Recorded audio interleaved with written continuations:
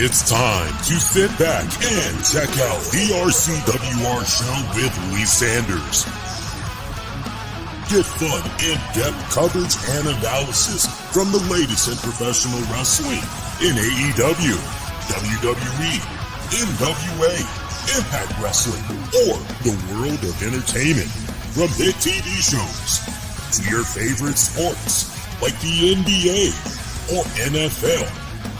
All things music, movies, and beyond, while trying to make sense of this crazy world we live in.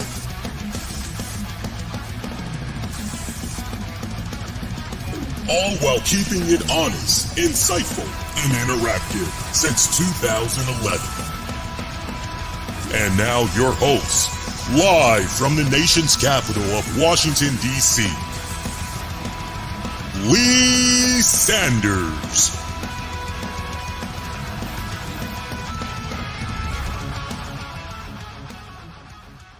Hello, friends, for this Saturday night live edition of the RCWR show coming at you for October 5th, 2024. Lee Sanders with you guys. We are minutes removed from an all-new WWE PLE event this go round. It was all about WWE Battleground. I wish it was Battleground. Bad Blood. I don't know where the hell my mind is. How you guys doing? I hope your weekend has been off to a fantastic start. I cannot complain, but I got to be honest with you all. I don't know how I am running on energy right now because I got barely, if I was lucky, 3 hours of sleep from the night before going into today. And then I had classes. Oof. And I was not able to get in my nap because I had decided rather than do grocery shopping and errands for the house, I decided, let me let Instacart do it. Let me let Instacart hook me up. So by the time I got home from classes, I pretty much had to wait for Instacart to deliver my stuff. And then even at that, by the time they did that, I was hoping I could get in a little bit of a power nap before the pay-per-view, but that was not the case whatsoever. And I got to go out on the road for work in a little bit. So how I am running right now with energy is beyond me. But I tell you what, man, it definitely helps seeing the return of Dwayne "The Rock" Johnson, the final boss, to close out this edition of WWE Bad Blood. We all were speculating as a community about what was going to close out the pay-per-view. We all thought for surely, well, you know what? Smart money is on CM Punk, Drew McIntyre. But, you know, the more and more that I thought about it, and I talked about it on this week's RCWR show from our Monday night edition, and I touched upon it again on our Tuesday night show because we had covered the CW premiere of NXT and we went into the card and everything. I said, you know what? I would not fault WWE at all if they went on ahead and perhaps opened up this pay-per-view, this PLE with Punk and McIntyre, because I just thought about the fact that, okay, so you gotta, because think about it like this. On the one hand, yeah, you could do it at the very end and then you could lower the steel cage and all that. But then on the other hand, when I was thinking about it a little bit more, my whole thing was, well, maybe it makes more sense to let it start at the beginning. And then that way you can just get it out the way and all the other matches you can just focus on now. And of course, that would put more emphasis on, well, how the hell is the show going to end besides Cody and Roman teaming up? And I even teased the idea of Jimmy Uso returning. I got part of that right. I got partial credit if y'all keeping track. We're going to talk all about it. I do want to know what you guys had thought about Bad Blood. So sound off. We got a poll up on Twitter, or X, formerly known as Twitter, at the RCWR show. Go cast your vote over there. We also got a poll up on youtube.com/the RCWR show. Click on the post section and you can vote that way. We have the comment section and everything opened up. So I definitely would love to hear from you guys, get you all's thoughts on the pay-per-view PLE event overall. So definitely sound off. And I'm just peeking my head on social media because I'm curious right now what y'all got to say about the pay-per-view. And I'm looking at the early voting from X right now. Looks like we almost got ourselves a tie. Yes, we almost got ourselves a tie. So let's see how everything is looking via YouTube here. I'm just curious, and we'll refresh that. By the way, as I'm loading this up, your man did see Joker 2. I'm going to dive a lot more into it on this weekend's Wrestling with the Topics with the wifey. So you definitely want to tune in for that. Going to be good. Right now, YouTube, you guys have a different opinion. You guys are the overwhelming majority of you all are leaning towards one direction, whereas X, you guys are split. We'll go over the results much later on once we have a better gauge what's going on and everything. So look, you know, overall, I thought it was a decent event, a bit predictable, all things considered, a bit predictable in some areas. I mean, look, let's really be honest with ourselves. If you took the time out to look at the card and you're looking at these 5 matches, you're going, okay, this is pretty clear cut. And then you're also looking at it again, going, we're pretty close to Crown Jewel, and we're pretty close to the Survivor Series events. This needs something. This needs some type of a shock and awe. This needs some type of a surprise. Could we maybe see some people pop up that we haven't thought about in a while? And I think to WWE's credit, they definitely all the check marks, besides this being, you know, I mean, look, put the surprises to the side with Jimmy Uso and The Rock returning. And this was essentially, I'm not going to say a glorified house show, but if you wanted to make an argument, this just felt like a 3-hour edition of Raw. Only instead of the main event featuring a Hell in a Cell joint, you know, we pretty much got that at the top to open up the joint, but it was a glorified edition of Monday Night Raw. If you were to maybe jump out there and say that, I would say, okay, yeah, I can definitely meet you halfway on that. Sure, I'll give you partial on that. So, but all things considered, I thought the event was good. Nice build up that they did in going towards Crown Jewel, and potentially the seeds that they planted tonight with The Rock's return and setting up Survivor Series, not to mention advancing further story arcs, new chapters, if you will, for WWE programming for the coming week. So they did a lot here with this pay-per-view. And one glaring thing that, and I want to make sure I clarify this for the record, because some people were under the impression I was frustrated by this. And frustrated is not even the word. I wasn't frustrated at all. All I was stating was a point of observation, which was, let me see if I got this straight. You've got 2 of the strongest, most dominant,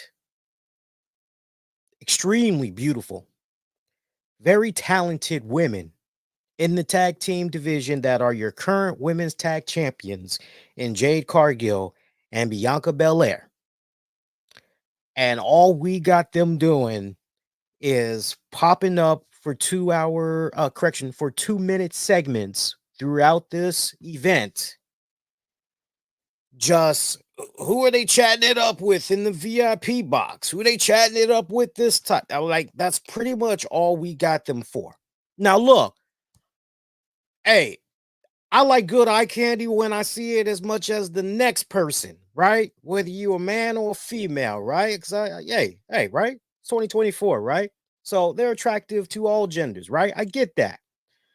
But I'm of that old school mentality, which is okay, if you can appear this many times and you holding on to the tag titles, and unless there's some report floating around talking about y'all injured, one of y'all injured or something like that, then I'm expecting to see those tag titles get defended. I'm expecting y'all to be in some type of a match. Otherwise, don't keep popping up pretty much every single time a match is wrapped up and we go to you. No, no, you either in the ring or I don't see you at all. So part of me just felt that it was a great disservice to see those girls out there. Now, of course, the question is brought up, oh, well, who are they supposed to face, Lee? Because, it's not like, there's any really good built up feud as far as women that they could take. So we're just going to ignore what's been happening with them and the unholy union these past several weeks. We're just going to ignore that they've been going back and forth. Say what you will about the unholy union. I have definitely, for consistency, I've gone on record and I've said, okay, look, I get them winning the tag titles in their home country, but you can miss me with whatever is going on in their personal lives because that's not being documented. My point of argument, that's not being showcased in the ring. That storytelling is not being told in getting these girls over. It's just pretty much a throw out sentence that's being put out there in hopes of building some type of a connection with the fan base. I never scrutinized the girls' in ring work. I felt the in ring work is there without a doubt. For the most part, I'm entertained every time I see the unholy union step in there. I think their shit is good. So the fact that we couldn't maybe do right, I mean, it's bad blood after all, right? You've already got something built up with these four women. The fact that we couldn't maybe see a rematch here for the titles, that just kind of left me scratching my head just a little bit here. At the same time, do you think WWE got enough of filling that black quota in Atlanta, Georgia? Now, before I get off on my rant here, let me and that's not a racist comment. Just stay with me here, right? Because all throughout this event, for those of you that did not watch it, all throughout this event, we had Michael Cole putting on his best Vanilla Ice impression and name dropping so many hip hop rap artists that you're just going, damn Cole. Like, when did you become MC Cole, right? When did you become M Cole? Like, what's going on here, right? But I ain't never heard so many artists name drop before in my entire life. And it's Atlanta, Georgia. Full context here, because I know a lot of people aren't really going to be talking about this and everything. But let's not forget that Tyler Perry and his whole production studio empire out there in Atlanta, Georgia. Hot Atlanta, right? Let's not also forget that 50 Cent, Courtney Kemp. Courtney Kemp, that should be a name very familiar to you guys because she's basically responsible for the entire Power TV series and all of its spin-offs, basically grouped together, known as the Power Universe. She does a lot of filming out there in Atlanta as well, right? So the 50 Cent, Courtney Kemp kind of combo that you got going on there. So, kind of keeping all that in mind. And then also when you do think about Atlanta, you think about all the great rap and hip hop artists that came from that area. Look, I had no problem whatsoever with WWE embracing that genre and embracing some of our finest. It was a nice change of pace. And I got to give WWE this credit, this mad props. Again, trust me, a lot of people ain't gonna break this down the way I'm breaking it down. They're gonna overlook this big time. You see how the NFL is being scrutinized because every single year when it comes to the halftime joint, they keep leaning towards rap halftime acts, right? And the whole argument is, switch it up, change genres. At least WWE is going, hey, we're not trying to alienate our fan base. We want to make sure, as far as diversifying goes, we're definitely going all around the park here. I love the great love that they did tonight for Atlanta and recognizing some of those celebrities, because we had Metro Boom, of course, Lil Baby, we had Quavo from Migos, we had Killer Mike who was in the house. I don't think I'm missing anybody else as far as the hip hop rap scene. I kind of feel like maybe I'm missing one more name. I did my best to jot all the names down as I was seeing them pop up throughout the night. And then, of course, we had some WWE legends that was in the house as well. WWE continuing the tradition of showcasing legends, whether they're in the VIP box or they bring them down to the hard camera, basically bring them to the front row on the ground floor and everything. Jillian Garcia, Booker T. We always see Booker T. Jacqueline. I haven't seen the Chocolate Southern Belle in a minute. She still looks recognizable, but I gotta say, her hair. She switched it up on her hair. It was down to her shoulders, and she kind of had like this little, oh God, what do you call it? A bob? I don't know. I don't know what you guys call it when the hair's kind of covering the forehead a little bit. I don't know what you ladies call that, but I still recognized her. She still has her cuteness and all of that. Hairstyle might have changed, but I still recognized her. Still looks to be, from what I was seeing of her, even though she was, kind of wearing, was it a little blue blazer outfit? Yeah, I think it was a little blue blazer outfit. You could still tell that, all right, she's still fit. All right, she could still potentially throw it down and everything. Who else was in there? Tully Blanchard, Diamond Dallas Page, X Pac, Arn Anderson, Mickey James, Big Papa Pump, Scott Steiner. So we had a nice full house tonight. A nice full house tonight. Some of you guys that's watching this right now, you may have noticed I omitted one name from that. That's because we want to make sure we set that up properly and everything. Well, look, I tell you what, I guess we could just jump into it right now, because it's like nice transition in the transition, right? Nobody said we had to go in a specific order and everything. By the way, for those of you that's tuning in live right now for the next little bit, do me a huge favor. You can either get my attention on X or drop a comment. Let me know if there's any interesting, noteworthy news of information that you want to pass along to me and everybody else in regards to the press conference that's underway right now for Bad Blood. One name that wanted to kind of get to later, but we can talk about, Atlanta's own Bill Goldberg was in the house.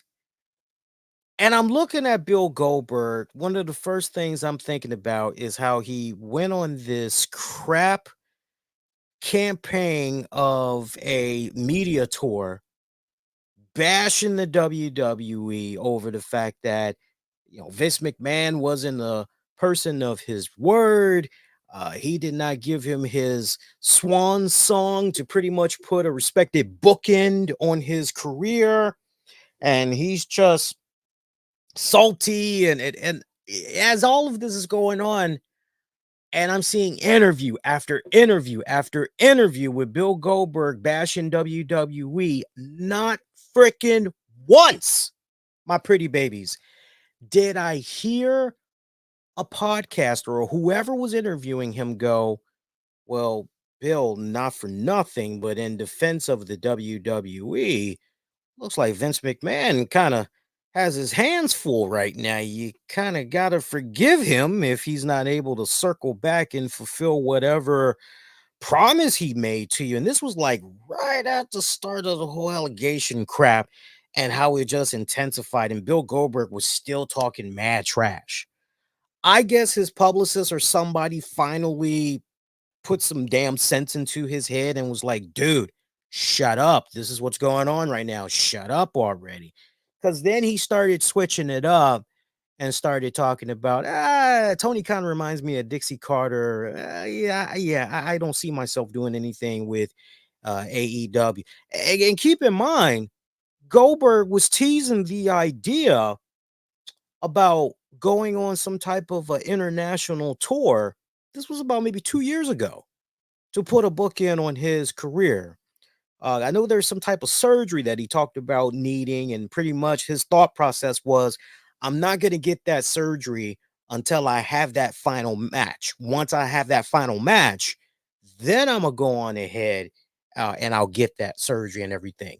So I just found a lot of that just so, God, dude, why are you acting like this? You know, you're almost kind of coming off two-faced, because not for nothing, WWE, no matter who was at the helm at the time you were doing your thing, whether it was Paul Levesque, Triple H, or if it was Vince McMahon, or it was just a combination, both of them were teaming up, working with you.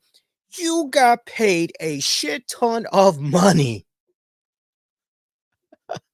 You got paid a shit ton of money for limited dates. That should suffice.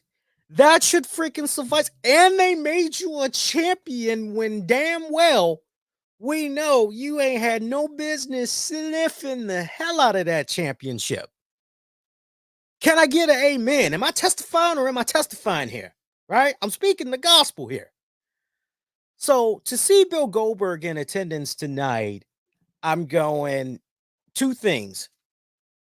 And the latter was correct. But my first thought was, Bill Goldberg, appreciate your service. But this current roster that we got right now, we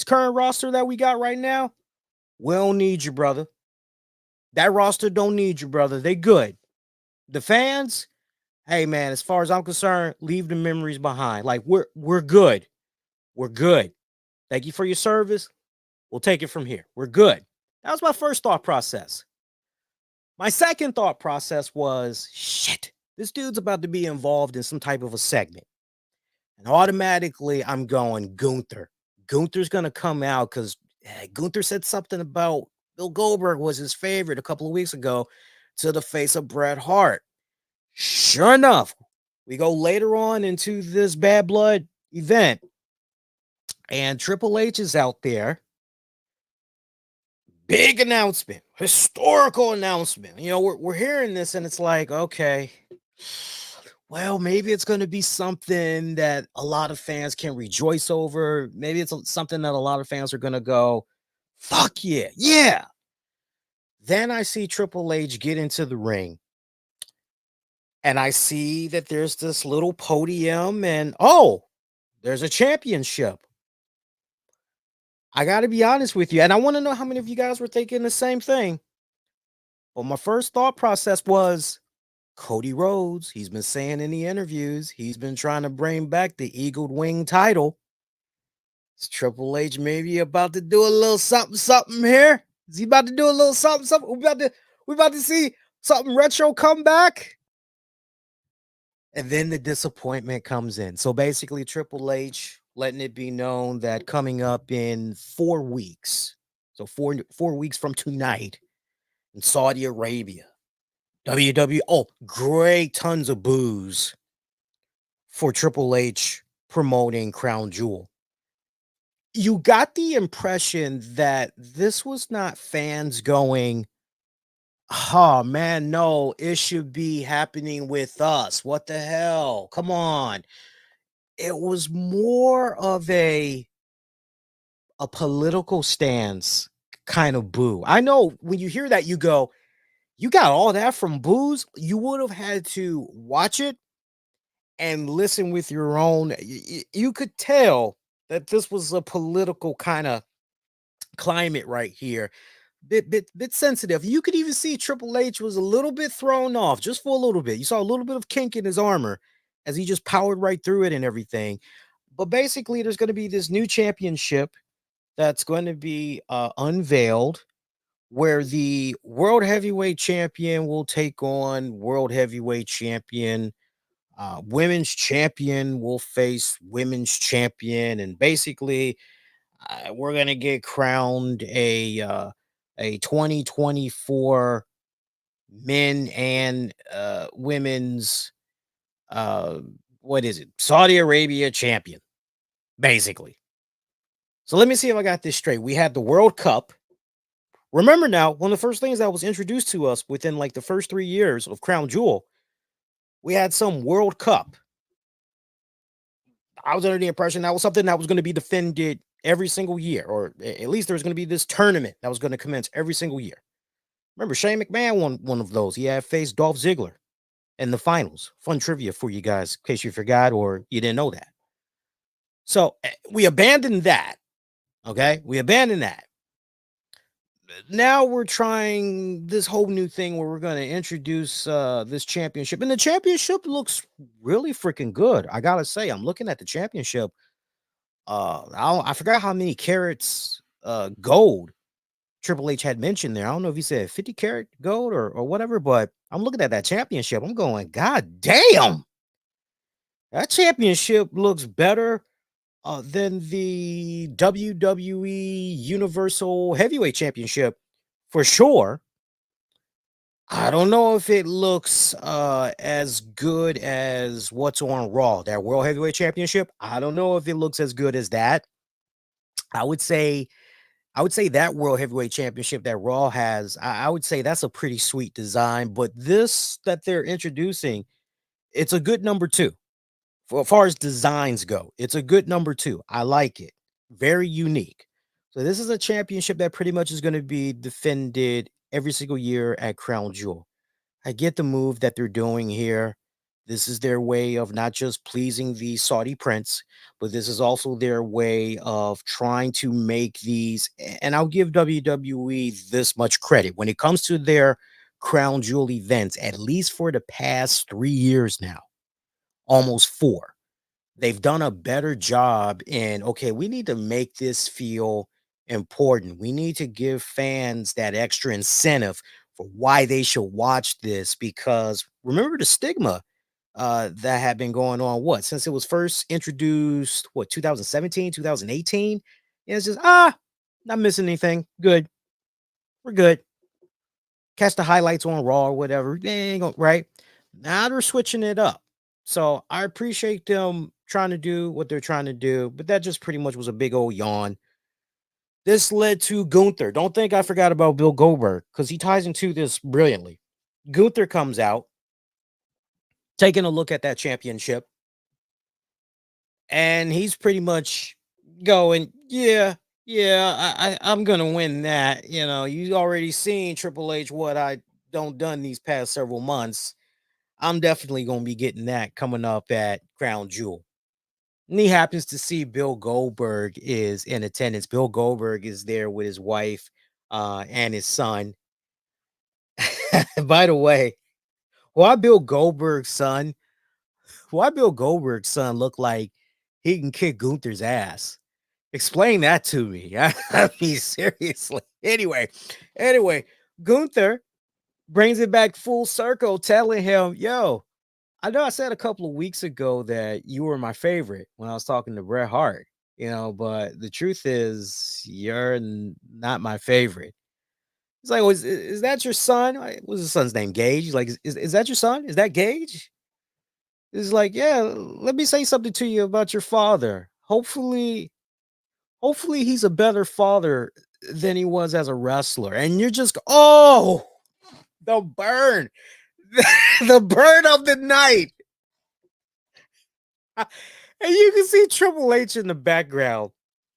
He's got this smirk. You can see he's trying to fight it off big time, right? I loved it. Bill Goldberg, those were some fighting words for him. He hopped his ass over the barricade.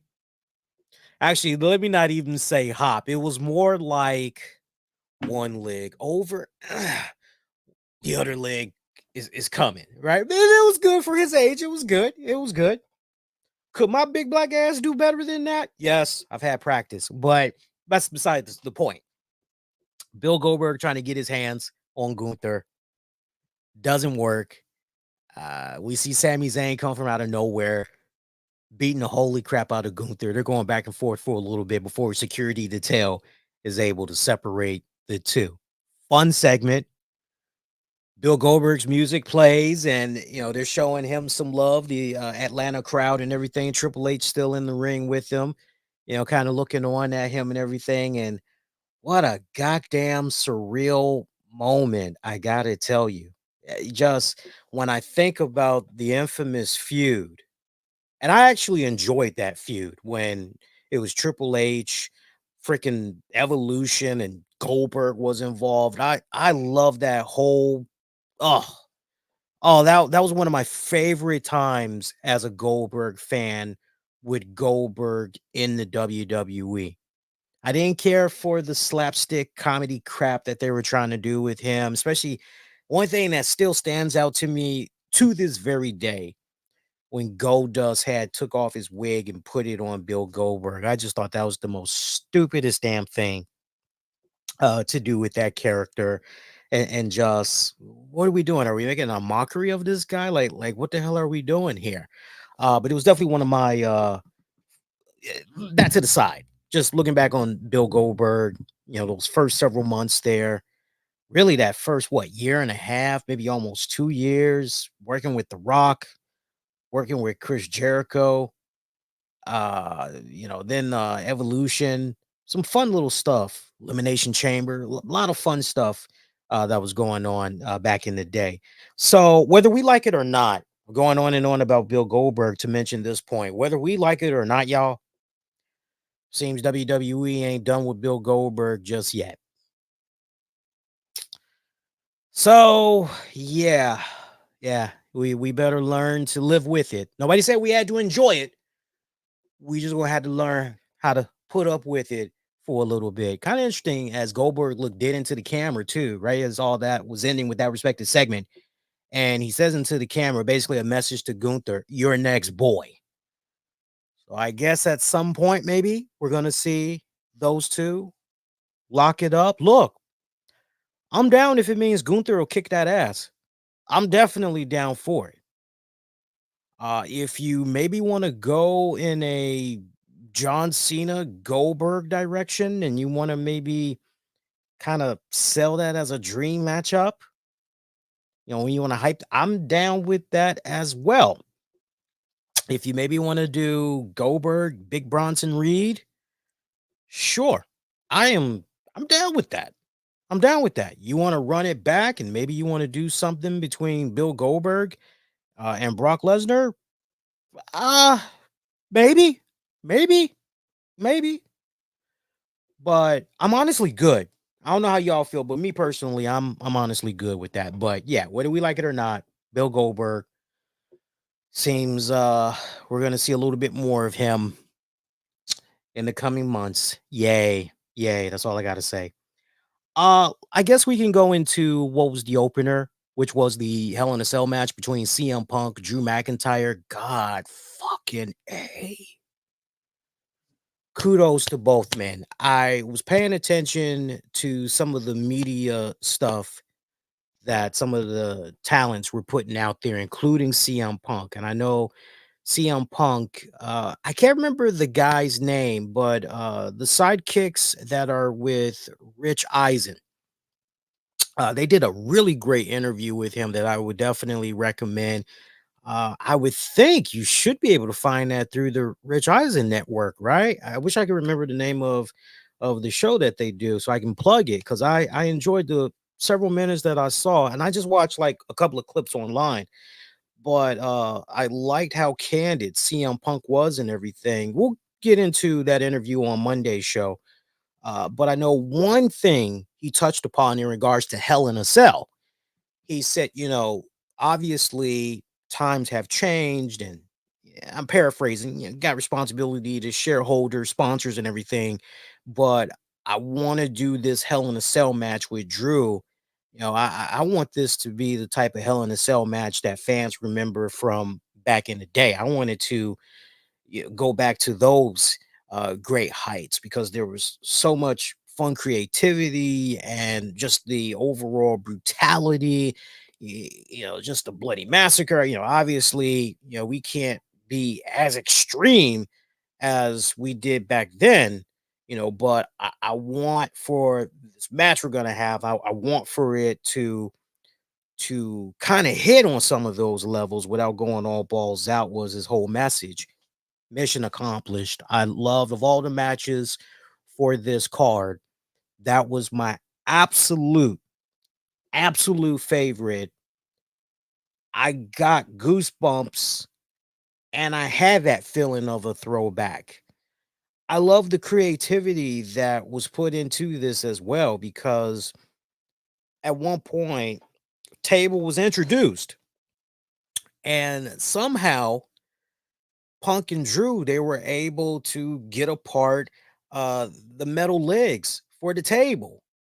And they were using that as a weapon, choking each other out, all that. Like, I love that stuff. That was very creative. Drew McIntyre, because see, here's the other thing. Too many times we've seen a Hell in a Cell match, and y'all can admit this. We've seen a Hell in a Cell match where that steel structure, which should be used as a weapon and was used as a weapon back in the day, we've seen for several years, okay, the cage is down, but nobody's doing anything with that steel cage.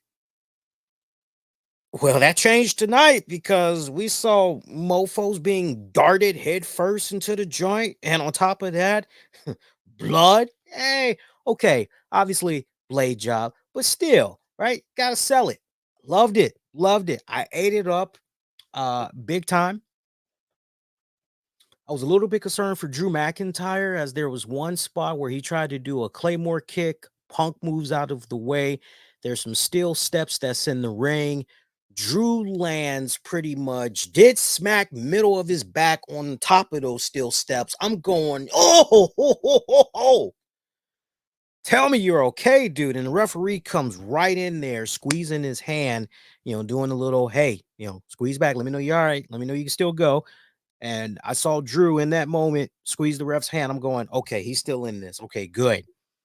Loved it. Loved it. Good. Just very, very well designed. I even like the finish to that. I love seeing CM Punk wrap up a steel chain around his leg at the top of his leg, basically on top of his knee. He wrapped up this steel chain, did the GTS on McIntyre, put his ass to sleep real good. Loved it. Some people will say that match was a little bit too long-winded. No, no, on the contrary, I thought the length of the match was fine. I enjoyed the pacing of it. I even enjoyed when they kind of switched gears. The one thing that I really liked about this match, it was very methodical. You could tell when you were watching this match that every single step of the way, from the spots and just, what all they were trying to relay to the audience, you could tell that every fine detail was thought about and well executed. Kudos to everybody involved in putting this match together. I thought it was a fantastic job. Now the question becomes, what is next for CM Punk? What is next for CM Punk? Does CM Punk maybe? So we know that Seth Rollins is now back, and Rollins is going for the big payback there with Bronson Reed. So that's that, right? So Dragunov, sadly, that guy is injured right now, but before he went out on injury, seemed as though he was kind of back and forth there with the Judgment Day. Seems like something was being teased a little bit right there. So, all things considered, I think, and I've been teasing this for a while about the idea of CM Punk, Judgment Day, more specifically. It'd be kind of nice to see him do something with Damian and Rhea. That was always my thought process way back when. It's very well possible, especially now that you kind of got this weird numbers game that's going about, especially considering what happened in the Liv Morgan Rhea Ripley match. It's possible that maybe CM Punk might slide, or, and I'm very surprised this did not happen because when I was offering predictions, I toyed and put out the idea of, well, maybe Ethan Page pops up and tries to put the screws a little bit to CM Punk. Now, for those of you that haven't been watching NXT, get you caught up to speed real quick. Basically, the CW premiere, Punk had refereed a match between Trick Williams and Ethan Page for the NXT Championship. Spoiler alert, Trick Williams is now your two-time NXT champion. I won't say that there was any controversy with the finish, but just kind of following the storyline, you can make an argument that Ethan Page is going to feel as though CM Punk screwed the hell out of him. So much so that as the show was going off the air, Page was talking mad trash in the face of Punk. Punk hit him with a GTS. So Page got to get a receipt for that ass. I can see something playing out where maybe Punk comes out Monday, talks about how he is now focused on the World Heavyweight Championship now that he pretty much is done with Drew McIntyre. I can see something along those lines. Or if WWE is really, really smart, another direction that they could go. They always tell this story yearly when it comes to these Hell in a Cell matches. Oh, it takes months and years off of your career. When you're in a match like this, you're never the same physically and psychologically. You're never the same. Okay, well, if that be the case, they could toy with the idea of having McIntyre and Punk not be on this coming week's Raw. And then hell, maybe you could have Punk come back the following week. You go in that direction. But I bring up Ethan Page because you've obviously got something there. No doubt Page is going to come out on this week's NXT talking mad trash about Punk. I would not be surprised if in the immediate future, Page, Punk, that's what's going to be happening next. So basically look at that as your side quest, if you will. Punk will be a little bit distracted for a bit. As far as Punk and Drew go, I think Punk and Drew are done. Right down to the point. I would not be surprised if maybe McIntyre disappears for a little bit. I would not be surprised to hear something in the coming days or in the coming weeks that McIntyre, is scheduled to take a little bit of time off, but that he's not going to be gone that long. Like maybe he's going to be gone 2, maybe potentially 3 months. I could see something like that going on where he disappears for a little bit. But when he does return, as far as him maybe picking things back up with Punk, I don't think so. I think this is what they did tonight. I think this is the perfect bookend for their respective feud. Now, if WWE wants to keep it going, my whole thought process is, well, hey, look, the fans are loving it. And as long as the fans are loving it and you feel that there's more stories that can come from this, you feel like you're still barely just scratching the surface. Okay, well, then go there, but you got to make sure storyline wise you keep up in the ante. Okay, you got to keep up in the ante. But I'd be honestly, guys, I'd be shocked to see if these guys continue on. This just what we saw tonight. This just felt like final. This felt like the finale. So we'll see. We'll see what happens with that. But good stuff. Good stuff. Nice war. Great chemistry. If you were thirsty for blood, if you want blood, we got it. It was definitely in that match, without a doubt. Next up, SmackDown Women's Championship. Bayley taking on Nia Jax. We were close, fam. We were close. A lot of us were going, hey, Tiffy time. Tiffy time takes advantage of a battered bruise Nia Jax and becomes the new women's champion. We were close, but no cigar. Not on this night. Not on this. I wish we could just slide in Jonathan Frakes. Go, not this time. Now we got you. It was a lie. It didn't happen. All right. Just slide that bad boy in there. Look, the match between look, I actually enjoyed this match. This may be an unpopular opinion. Maybe a very unpopular opinion, but I actually enjoyed this match. I know Bayley has been getting a bad rep as of late. There is a core group of folks that are ready for Bayley to pull a Natalia and disappear for a little bit. I don't know if I would go to that extreme, comparing her to Natty. I don't know if I would go that far, but I do see what people are talking about. Sincerely, I do.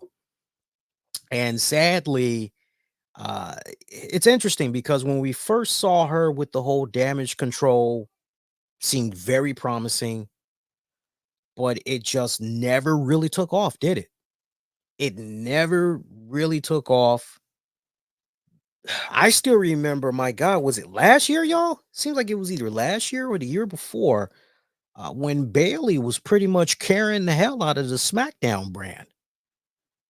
So to see her all of a sudden in just this weird purgatory status, right? Here's the thing. Bayley can still throw it down in the ring. Like that hasn't diminished at all. And what I saw from her and Nia Jax tonight, I loved the match. I loved it. A lot of times when I was watching this match, what I thought was, kind of botchy, that looked kind of just a little bit sloppy. No, it was just actually, no, this is just the pacing of it. And the pacing was right. No, this is the story that they're actually trying to tell. I'll give you a good example to prove my point.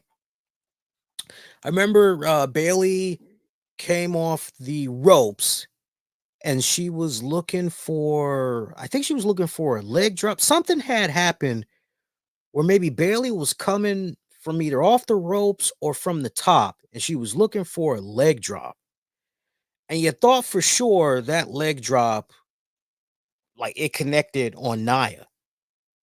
And somehow, and I was glad that they showed the instant replay of this.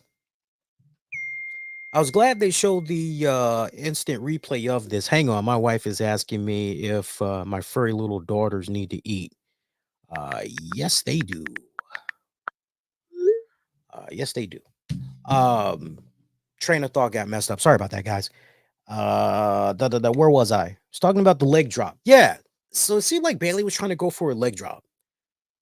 And Nia somehow was able to turn that leg drop like almost at the last second into maybe like a Samoan drop kind of move. And when you first looked at it, that's what I mean. When you first looked at it, that and many other instances throughout this match, you're going, did I just watch like a fuck up here? Was that a botch? Like, what was going on? And then when you get the replay, you're like, no, that was semi-perfectly choreographed. Like out of 100%, you're going, okay, that's like a B. That's like a B minus. Okay, all right, it's still part of the story. Okay, good. Good match. Good match. I enjoyed this match. Just thinking about the entire card in general.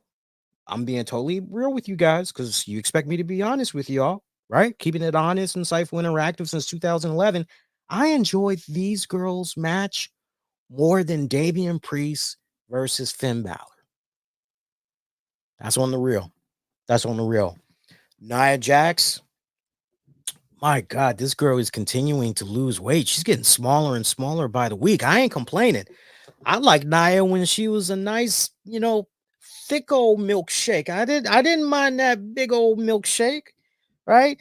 Now she's getting smaller and smaller, but she is, I mean, my God, if you give Nia, I would think 5, maybe 6 more months, she is, I mean, she is very close to her old modeling build, before wrestling.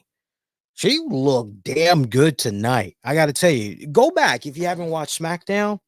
Look at the episode of SmackDown from this week. She was wearing this really nice all black outfit, but around her hip section and semi stomach section, she had the sides uh, open. It was kind of cool the way it was designed, but she had those open, and you're just going, wow. Now they say, black look makes you look slimmer and all this other stuff, but no, like when you compare that to the fact that she was wearing this really nice ruby red outfit tonight, you're looking going, damn, homegirl is slimming down. She is taking this more serious. She is in the best shape of her entire career right now, and she has just been on a roll as far as stringing together really good quality matches. That so much so you don't hear little to no criticism about her these days when it comes to the ring. You don't. You don't. Tiffany Stratton tried to get in there towards the end of the match when she thought she had an opportunity. It pretty much had came where I think this might have been the first time ever that I'm aware of that Jessica Carr, the referee, took a bump and she pretty much was out of the equation for a little bit. And like, damn, damn, Jessica, like they got you involved in this, huh? Like, okay, all right, we see where it's going. I remember Bayley, something happened. Bayley was able to go in for a cover. It was like eternity or whatever. Or maybe it was the other way around. I'm not really sure, but I do remember Tiffany came in with the Money in the Bank briefcase, got Jessica Carr to her feet. She was looking to cash it in. Nia was laid out on her back. That much I do remember. That much I do remember. Nia all of a sudden rose up like the Undertaker / Kane. And Tiffany looks on just completely shocked. She cannot believe, what the hell's going on here. And she tries to convince Nia, no, she wasn't going to cash it in on her. Not at all. She was just out there to make sure that she was okay. Yeah, that's all. She didn't mean any harm. Match continues on. Jax plants Bayley with the Annihilator. That pretty much was over and done with. Some really good stuff. Some people may not be a fan of the fact that Nia Jax was trying out some new things in her move set, but I thought she pulled it off fairly decent.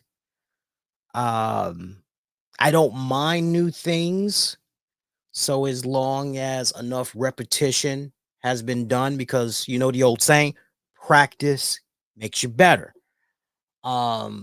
So if she's interested in trying some of those new things because she's shedding off the weight and all of that, like I was seeing her do things that made me go, honey, you don't really, as long as we've been watching you, honey, you don't really leave your feet, like that. Like, why are you doing all this new stuff? Why you kind of going the aerial route? It's like, don't do that. Do what you do best, right? You're grounded. You pretty much you're a brawler. Stick to that. Like that's your realm. That's what you're really good at. Leave that high flying stuff. Leave that to girls like Zelina Vega and insert. Um, you know, at this point, I just want her to stay healthy, Nia Jax. That's my whole thing. So seems like at this point, though, like what's coming in regards to Tiffany Stratton, right? They keep teasing it, but the question is going to be, okay, when is it going to happen? And you would just hope that after tonight, if you're not really a fan of Bayley, you would hope that after tonight, Bayley is maybe going to be focused more on Tiffany Stratton, because she can pretty much make the argument, hey, it pretty much was mine on a silver platter until Stratton came in there, put a monkey wrench on everything. But this, it's really weird what's going on here, because on the one hand, WWE is in this position where Tiffany Stratton could take advantage of a weakened Nia Jax. Or if you are looking to have Bayley ultimately win the championship, only for Tiffany to get the title off of her, and Bayley chases after Stratton, I guess that'll work. But here's the thing. Like I know that formula will work, but will the fans really give a damn about Bayley chasing after the championship? That's where you got to have some really damn good storytelling. And from what I've seen when I've been poking my head on SmackDown these past couple of weeks, the promos with Bayley and everything really leaves nothing to be desired, sadly. Hell of an in-ring talent. Not taking nothing away from her as far as the in-ring talent goes. But the character direction and what they pretty much are giving her to say out there as far as bullet points and all that, like there's nothing that's really, how can I put this nicely? Great substance. Feel free to disagree. Give me your thoughts. Let me know. Next up, Finn Balor taking on Damian Priest. Okay match. Damian Priest going over 12 minutes.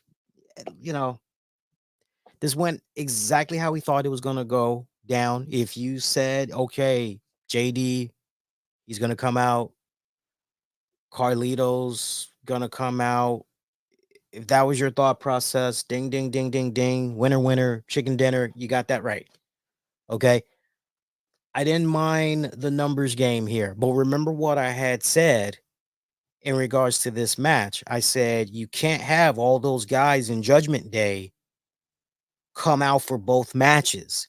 It's got to be one or the other. And for me, in offering preview and predictions, I went on record and said it made more sense for the guys to come out during this match, because the last thing you want to do is have it be a case where, oh, here we go with that damn interference. You don't want to have your entire night, let alone have your card almost um be filled with interference. So, and I doubled down on Rhea Ripley and Liv Morgan and saying you definitely don't want to have those guys come out. Hell no, no double duty. It's either one match or the other. And I said, hey, look, just the fact that you've got Dom Mysterio in a shark cage, that's enough drama in itself right there that you don't need the rest of Judgment Day. So kick them all to Damian Priest, Balor. That's exactly how that had laid out, how that match was laid out. It was fine. Way it ended, I was totally fine with that. Priest getting the advantage, taking out all the Judgment Day guys, putting Balor in the South of Heaven for the victory. Um, it was okay. It was okay. I'm at a point right now where I'm about ready to see all of this just like, let's get Damian Priest away from this already. Like, let's have him move on to something else. Maybe he can come out on this coming Monday Night Raw, and maybe he can focus on winning that 2024 Saudi Arabia Championship. Well, I don't care what the hell they're calling it. You can correct me all you want. I'm calling it the Saudi Arabia Championship. That's what I'm calling it. The yearly Saudi Arabia Championship. But they can have him maybe go for that. But I'm about ready to see him just, it just feels like a beaten horse. It's so weird because Liv Morgan leaps and bounds. Man, that girl can talk on the mic. I mean, she is really comfortable in her skin these days. Dom Mysterio don't need to say jack. He can just come out there and mega heat. Mega heat. I haven't seen heat that damn good since Vicky Guerrero. Remember those days? Vicky Guerrero could just come out there, get the same kind of booze as Dominic Mysterio for like 5-10 minutes. And then she just goes, "Excuse me."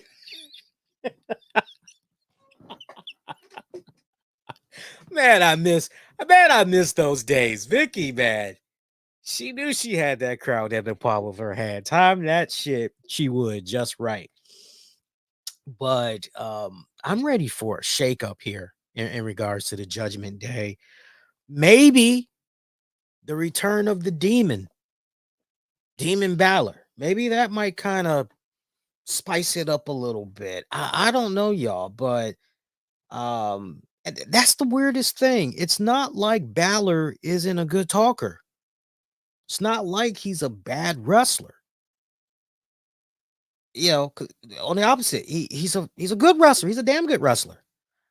But something just feels like at this point, I feel as though unless we're about to see a match where there's going to be like some type of a huge stipulation, and maybe they might go in this direction. Maybe they might go in this direction. But if these guys are going to continue feuding with one another, then there needs to be some type of a huge stipulation added, such as, all right, if Damian Priest and Rhea Ripley lose in this next intergender match, they have to rejoin the Judgment Day, and they basically will act as servants, subjects, or whatever. But if Damian Priest and Rhea Ripley win, Judgment Day has to disband. Like, if you close your eyes and you really think about it, realistically, you go, yeah, I could eventually see something like that happening. We'll see. I'm very curious what's going to be next for Damian Priest, because I'm already off the bandwagon with this constant feud here that keeps going. Triple H came out after the fact. Again, wasn't really a fan of that match. I honestly, I could have done without it. I honestly could have done without it. Triple H, big announcement besides the Crown Jewel Championship that we had talked about. He also mentioned the fact that they hit a all-time attendance record there for Atlanta, Georgia, that dome, that State Farm Dome, for 16,092 in attendance. Also talked about the fact that this is the 60th sold out WWE event. So some nice good stuff right there. From there, our Raw Women's Championship match. By the way, what the hell was going on with the Chelsea Green stuff? I know Chelsea Green was put into a dumpster by Mia Yim. I think that played out on SmackDown. And so now we've got the girls, basically VIP box, the legends and everybody, Bianca, Jade, and they pretty much, they do their greatest, Bianca, Jade, and them, they do their greatest no holds bar impression. What's that smell? Dookie. But in this case, what's that smell? It's Chelsea Green.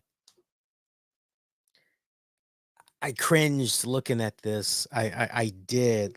Bless Chelsea Green. Bless her heart. Love that woman to death. She makes any and everything that you give to her work. But I'm just looking at this going, this, it just screamed something from the Vince McMahon playbook. It really did. I can like literally, Paul, what would be funny? It'd be funny if Chelsea went into that little dumpster there, and you bring her out next time on the pay-per-view. And we don't call them pay-per-views anymore, Dad. We call them PLEs. You know what the fuck I'm talking about. Bring it out there on the next pay-per-view. And, he said, what's that smell? Like, I'm literally, you can close your eyes, you can literally picture that phone conversation. Can you do it for me? Can you do it for me? Can you squeeze it in there? Do it. Do, damn it, do it. I didn't care about Chelsea Green deserves better. Come on, man. Seriously, Chelsea Green deserves better. Raw Women's title. Rhea Ripley taking on Liv Morgan. Dominic Mysterio, Shark Cage. First of all, he wasn't elevated high enough for my personal taste. And you knew he was going to get out at some point. It was just a matter of how was it going to be pulled off. And somehow the cage door just opened. Appreciate Cole and them saying, what do you do? Pick the lock? How do you pull that off? Yeah, inquiring minds want to know. I thought the match itself between these girls was good. The ending definitely was not good. By the way, what was going on with the referee here? And I appreciate Cole and the gang capitalizing on this, but at one point, Rhea Ripley gets in the ring and she says to the referee, hey, I want to just go back out real quick. And, I got some unfinished business with Dom. I got some unfinished business that I want to take care of here. So, and you hear the referee because he's got his special little gear around his ear and we get to see from his perspective and all that. So they show his perspective and he says to Rhea Ripley, clear as day, oh, yeah, sure, go ahead. And the guy isn't even counting. He's not even counting. Now, some people will say, well, maybe he was distracted. Okay, he was distracted for about 30 seconds as he was checking up on Liv Morgan. And then he draws his attention to see what Rhea is doing as Rhea decides she wants to play piñata with Dom. And you're going, okay, well, maybe the referee is going to start counting her down. Maybe he's going to say something along the lines of, Rhea, I'm going to give you until 20. 1, 2, he's not counting at all. It's like, this is one of those matches where you pause and you go, what kind of match am I watching again here? Am I watching a special stipulation kind of like, is this a no DQ? Like what's going on here? Why isn't the ref counting? Right? Such great leeway. Like seriously, it was hilarious. It was hilarious. Referee just standing there, not counting. Worth it down. Yeah, go ahead. Yeah, go ahead, beat him up. Yeah, handle. Like, way to be unbiased there, ref. Like, it's pretty obvious. You think an arrangement was made where, maybe afterwards, Rhea will step on him or something in her high boots, in her stilettos. You think maybe that's why he was just, oh yeah, go ahead. I don't know. Curious minds want to know. Decent match though, between both girls. I gotta say though, the Dom Mysterio, him in this whole shark cage thing, it didn't quite live up to the expectations that I thought it was gonna have. Because your thought process is, okay, Tom's going to play some type of a factor. What's he going to do? What's he going to do? What's he going to do? How's Dom going to help Liv retain the championship? Now, partial credit to WWE. They go, yeah, fans are going to be, but we're going to throw them this curveball instead because they're not going to see this coming. And what we did not see coming was in the final moments, Rhea Ripley grabbing a kendo stick, wishing herself a happy birthday and all that as she's beating the crap out of Dom. And then afterwards, she gets jumped from behind or whatever. You're going like, who the hell is that? Who's that beating up on Rhea Ripley? And it's the returning Raquel Rodriguez. Let's see, do I have that right sound effect?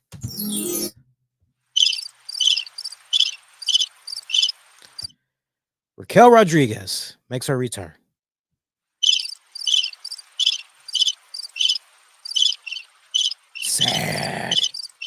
Sad. And the fans gave two shits not. There was like no reactions whatsoever. And rightfully so. The ending. And look, it's not Raquel Rodriguez's fault. I want to make sure we go on record and we really, as a fan base, as a community, as a wrestling community, I want to make sure that we really drive this home. It's not Raquel Rodriguez's fault for how all of this had played out. But this was a huge misfire on all levels. Because what really should have been that goddamn Dominic Mysterio. I mean, you could just hear Michael Cole. That goddamn Dominic Mysterio. He strikes again. He did it again. That little bastard. You know, you were missing those opportunities right there. Okay. Raquel Rodriguez being put in there in the end, again, not her fault, but that just created all kinds of just a bad aftertaste, just all things bad after the fact. The match itself, it was okay. Nothing spectacular, nothing, if I'm a professor and it's like it's time for you to give me your paper and I'm testing, I'm checking to see what you got right and everything. For Liv and Rhea, they got themselves a C+ for this match. A C+. I can't go higher than that. I won't go any higher than it. You ain't smelling a B. Forget about it. It's not happening. Maybe on the next test, but you're not getting a B on this one. So take your C+. You passed. Go sit down. Then we do all this messy stuff with Raquel Rodriguez. You almost lowered yourself by a whole grade there, right? I'm not going to say it was a D because it wasn't, but you definitely went down to a C- and having all of that go down and everything, right? So, I mean, on the one hand, and look, make no mistake about it, as fans, deep down, we all knew in our heart of hearts, Liv Morgan was going to retain. Like, we were conditioned for that. But to be thrown this curveball, oof. So, look, on the one hand, we've got Raquel Rodriguez. She is that muscle. She is the one that can pretty much now go toe to toe with Rhea Ripley. So you got that. That's going on. But beyond that, I'm having a headache, y'all. Seriously, I'm having a headache. Just a great disservice to Raquel Rodriguez, man. Seriously, a great disservice. We'll see how it works, though. We'll see how it works. Maybe they can put it together. I will say I have faith in Triple H, Paul Levesque. I have faith in him because I remember the Raquel Rodriguez that was on NXT when Triple H kind of still had his fingerprints on things over there. She was coming along nicely. Then when she got transplanted to the main flagship shows, she was always cheesing and doing the weird thing with the back, now, and remember, that was still under Vince McMahon. So I have faith that this go round, okay, no shackles, no restrictions. I have faith that we'll see a better Raquel Rodriguez than the last rodeo. She just gotta stay healthy, and you would think that nothing but good things can happen with her association here with Liv, Dom, and all them. So we'll see where it goes. You know what this almost reminds me of as we get ready to talk about our main event match? you see what's going on with AEW. Apples to oranges, but and it's not about who's better, but you see what's going on with AEW. You got Mercedes Moné, who has Camille. So now we see Liv Morgan. Liv Morgan essentially has her Camille, if you will, and Raquel Rodriguez. Only difference is, even with a much smaller Camille, Camille still looks like she'll rip your goddamn head off. And despite the fact that she hasn't really been saying anything on television, you know, she still looks the part. She still looks like a badass. That's despite losing a lot of muscle mass and all of that, all the things I just highlighted. Raquel, I need to see her put a little bit more bulk on. I mean, she's got the height, no doubt about that. She's got the height, but she needs to look she didn't look that complimentary to me against Rhea Ripley. I mean, Rhea looked, much wider, much thicker, just, she looked like she could mess that girl up. So very curious to see, if Raquel's going to be putting on some muscle mass in a little bit. All right, main event match. The new Bloodline taking on Cody Rhodes, Roman Reigns. I tell you what, man, I appreciated the what was that, a high school, college band or whatever? I appreciated the band that was out there for Cody Rhodes. They actually performed, as far as I could tell. Roman Reigns' little entrance, on the other hand, you got motherfuckers that are more concerned about looking into the hard camera with their instruments in hand, and the music is playing and everything. You got motherfuckers that are more concerned looking directly at the hard camera, smiling, than pretending to, oh yeah, see, we're actually playing the music. Go back and watch that now that I've said that. Good stuff. Good stuff right here for the main event. I thought they could have trimmed down a little bit on the time, just a little bit. It was about 25 minutes, give or take.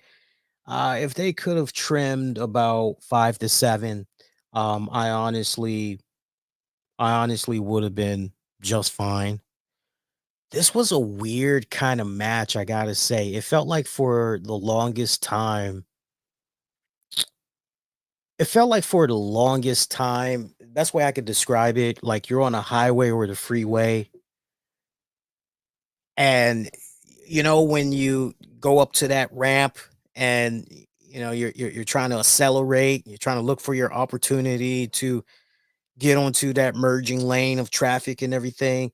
It just felt like it, and everybody knows when you're trying to accelerate, like you want to accelerate, you want to basically go with the flow of the traffic and everything.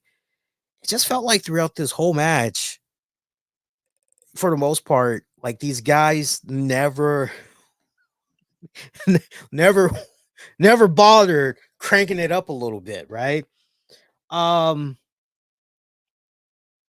I love the fact that they try to play off of the friction, just a tiny little bit, between Cody Rhodes and Roman Reigns, but at the same time highlighting the fact that no, no, no, contrary to how both men may feel about each other, they're coming together here for a common cause, and that's to take out this bloodline. Like they do have a common interest, a common goal here, right? Everything is all about that promise, that basically was made, that Roman made to Cody and everything. And they flow very well as a tag team. Poor what's his name? Not Jacob Fatu. Is it Solo Sikoa? Yeah, Solo Sikoa. That poor dude was getting booed out of the fucking arena. The fans hated him with a passion. Fatu looked good when he got in there, was mixing it up, especially when he was mixing it up with Roman Reigns. I thought he held himself very well. dude came off like a natural role. Like he's like we done watched him in WWE for years now. He just came off like an absolute beast, so natural, like just within his element, came off like a star. I wish we could just go back in time and instead of Solo, it could have been Jacob Fatu. One thing that I thought was very interesting, and that's the fact that it was a point of observation, and that's the fact that Jacob Fatu, believe it or not, because he was a big boy. Those of us that's been watching him, if you was watching him as far back as I was watching him in MLW, with his old manager Joseph Samael. What is going on with Joseph Samael? I tried seeing what was up with him on social media, and it kind of looks like he's radio silent. Is he still out there on the independents? Veteran wrestling fans, let me know. So I'm curious what's going on with him. Because for the longest time on the independents, him and Fatu, they were a package. You know, you couldn't book one without the other. They were a package. But one point of observation, Roman Reigns, when you just compare him size-wise to Fatu, despite the fact that Roman looks more leaner, like he's been, I mean, he's definitely lost. It's noticeable as far as the old muscle mass that he used to have, body weight that he used to have, mass-wise. It's obvious that he shedded that off. He's looking more leaner, more defined. It looks good on him. Don't get me wrong. It looks good on him. But despite the fact that he's smaller compared to Jacob Fatu, he still looks like a big dude, that Roman Reigns. Something else. I tell you, something else. Just trying to think what else. Sikoa is not living up to the hype, though, at the end of the day. Like that experiment, like we just need to be done with that already. And I think we are gonna be done with that. Quite honestly. I love seeing in the final moments Jimmy Uso coming back. Guy in a hoodie just pops up, super kicking the hell out of the Tongas because they was trying to interfere. Final moments there, but the man in the hoodie came out, super kicking the hell out of them. Turns out it was Jimmy Uso. Roman Reigns able to capitalize, hitting Sikoa with a spear, picking up the 1-2-3. Good stuff right there. Happy to see Jimmy back. We talked about Jimmy when we were offering predictions. I said to you guys, okay, if Jimmy Uso was in this is where I said at the top, hey, give me partial credit. But I flipped it. I said, if Jimmy Uso comes back, I like the idea more of him trying to prove himself worthy of being back in the good graces of Solo Sikoa and them. I never did think for 1 second, no, maybe Jimmy, that great act of betrayal, that was just too much. Now he's going back to Rome. I never did truly consider that. I never did. Because when it was all said and done, had I really taken the time out to remember when Roman disappeared, Jimmy pretty much was just following suit. He thought he was taking orders and, okay, this is what's going on. Roman's like, even when eventually there was the hostile takeover and Jimmy just, well, I got to follow suit here, right? I never once entertained the idea of Jimmy coming back as a sympathetic, babyface figure, all that. So had I really taken the time to think that way, I definitely would have gone in another direction. It's great seeing post-match Jimmy, Roman hugging and everything, giving each other's dab. They was dipping now. Bloodline's beating the crap out of Cody Rhodes. Jimmy's like, come on, man, we gotta go save him. Roman's like, hell no. One and done. And Jimmy's like, come on, man, don't do him like that. Let's help him. Look, I got your back no matter what, but we gotta help him. Come on, let's go. So that's kind of one of those. That's kind of, what that reminded me of? That reminded me of you're with your best friend, they're riding shotgun with you. You're going down the highway or whatever. Oh man, that poor car over there. We should pull to the side, see if they need some help. Nah, it might be a psycho killer or something. We're good, man. Hey man, that could be us. You never know. Come on, man. Let's go back and help them out, man. It's only gonna take a couple of minutes. There's two of us, and there's one of them. Like we'd be able to help them out much quicker. Three of us combined or four of us combined, whatever's going on back there. We should go back. Fucking fucking all right, then you go back. That's how that kind of that whole scene reminded me of. Good guys go in there, clean house. Roman, Cody having a stare down as Roman picks up Cody's championship, reluctantly hands it back to him. Next thing you know, lights go out. We hear the final boss, The Rock's music. Rock is in the house. The final boss. You got the whole old theme that we remember and everything. He's back with that championship that was bestowed upon him by Muhammad Ali's widow. Just seeing The Rock, you're like, oh shit, he's back. Business is about to pick up. We've got The Rock glaring. I mean, he is literally spitting fireballs through the bodies of Roman and frickin' Cody. And then off to a far distance, you see Solo Sikoa and that whole bloodline. They're looking at what's going on. Interesting dynamic that we got going on here, man. Seriously, because you're looking at The Rock. So this is so multi-layered because and I can't wait to hear some of my colleagues and how they're tackling this. But this is very multi-layered with The Rock returning. Rock last said to Cody, we ain't done. We just getting started. So you got that layer. Roman Reigns coming up short at WrestleMania. Where exactly does that leave Roman and The Rock? Does The Rock still, and I would think not at this point, but you have to ask, does The Rock still acknowledge Roman Reigns as the tribal chief?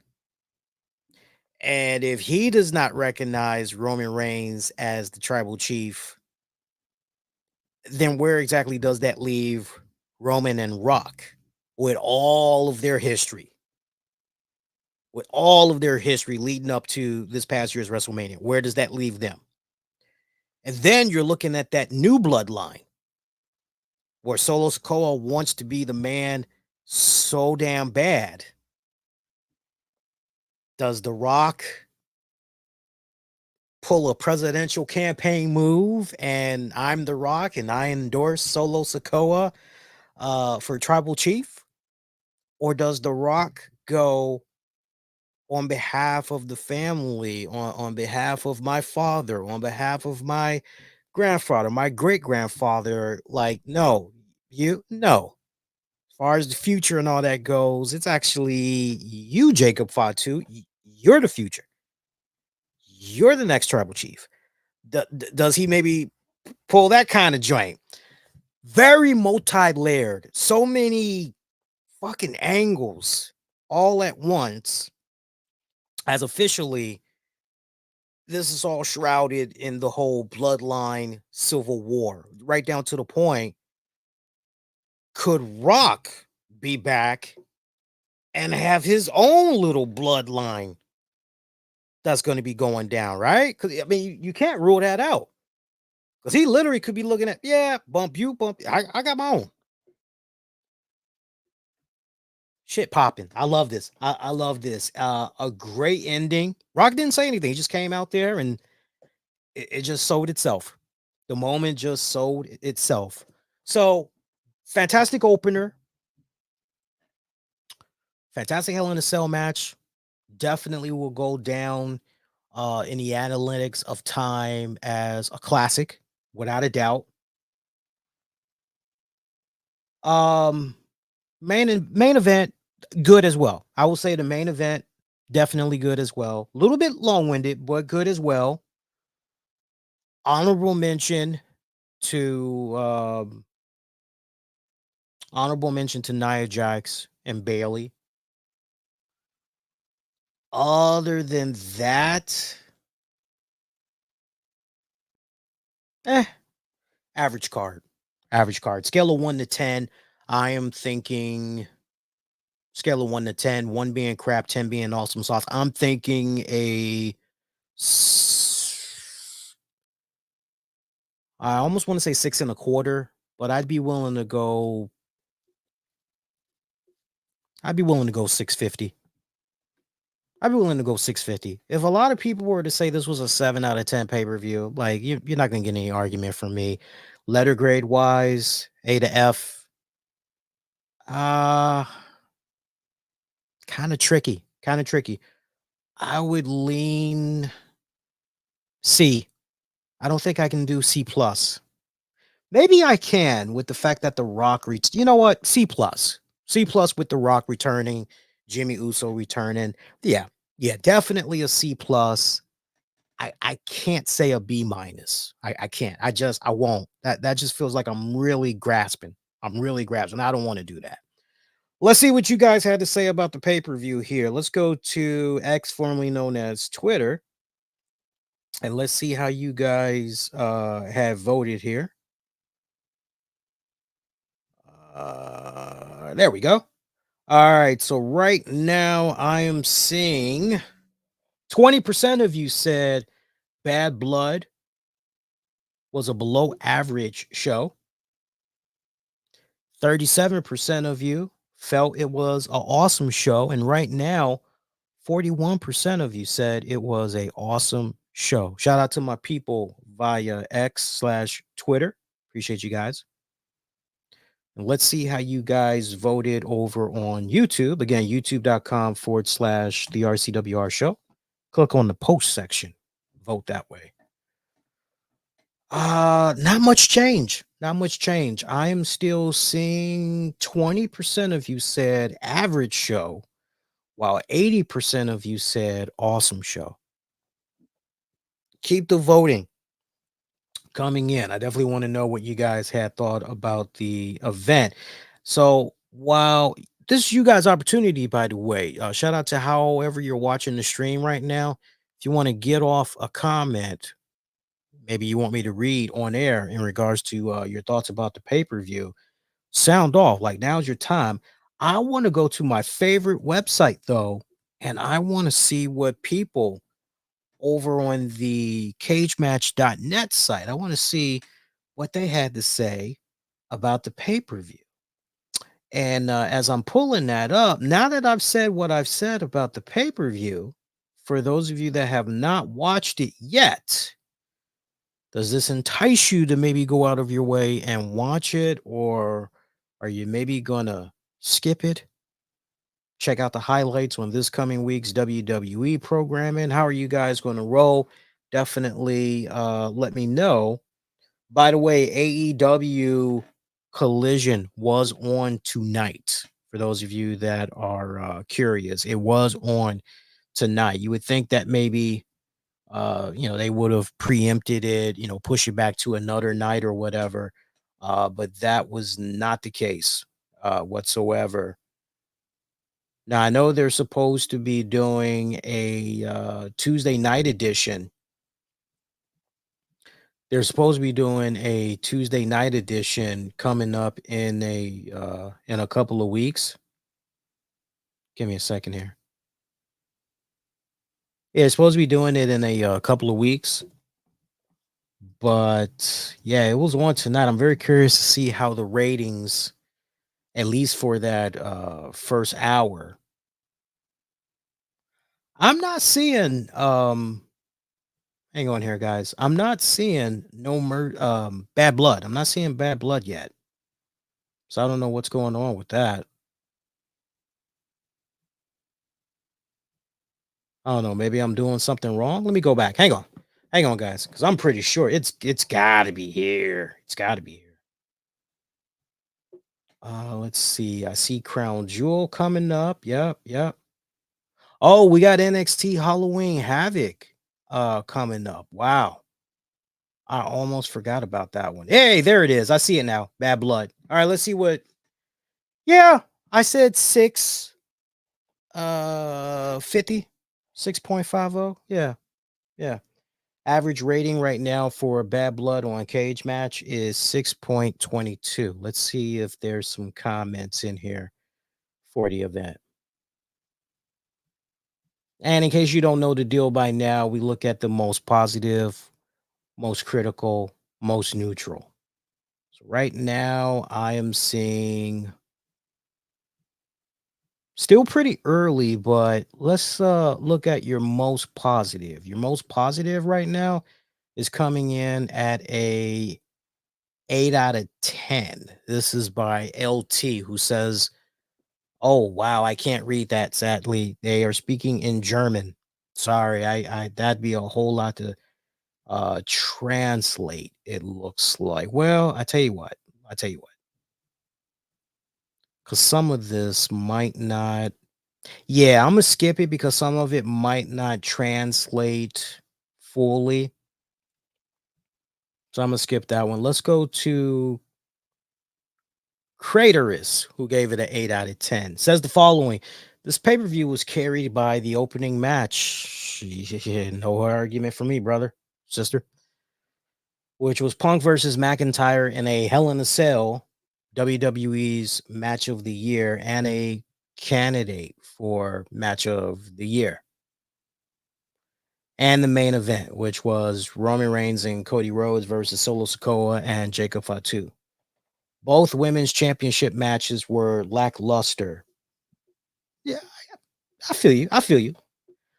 And Finn versus Damian match could have been on a Raw. Yes. Yes. The aftermath of this show will be interesting to see as well. This show needed Gunther versus Sammy for the World Heavyweight Championship on it, as the middle part of the pay-per-view was lackluster, as forementioned. Yes, and I tell you what, Crater House, put Sammy and Gunther in place of, take your pick, Damian versus Balor, or you could have replaced it with, oh, I guess you got to take out. Well, look, you got to live. You got to live, or leave in there, I should say. You have to leave in there Liv versus Rhea. So maybe the odd one out is Nia and Bayley. Curious how many people would have complained if that would have been the case there. Very curious. Aftermath, the heavyweight championship. The show needed middle part of the show lackluster. Yeah. Overall, with everything that happened, this show is an 8 out of 10. Appreciate that comment. Let's see. Let's go with, and that was for most positive. Most positive. Let's go with a average rating. I don't see any fives. I don't see any sixes. Let me look here. Hang on. Yeah, I don't see any. Oh, wait. I do see a 6. I see our first 6. Let's check this out. This is by Celtic Invader. 6 out of 10. So everyone's going to be talking about the big return at the end, along with the opener, which might just be the best WWE match in this decade.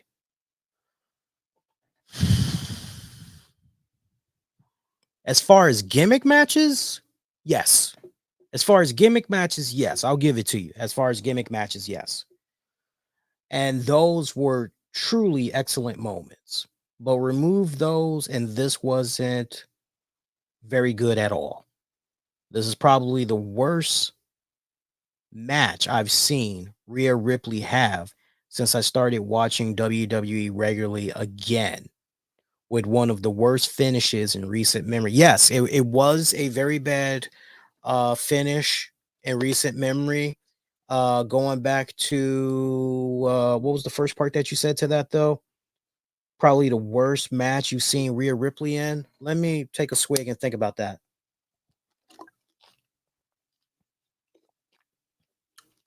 Yeah, Yeah, I mean, I'm thinking about from her NXT days, thinking about to when she first came up on the roster, going all the way to now.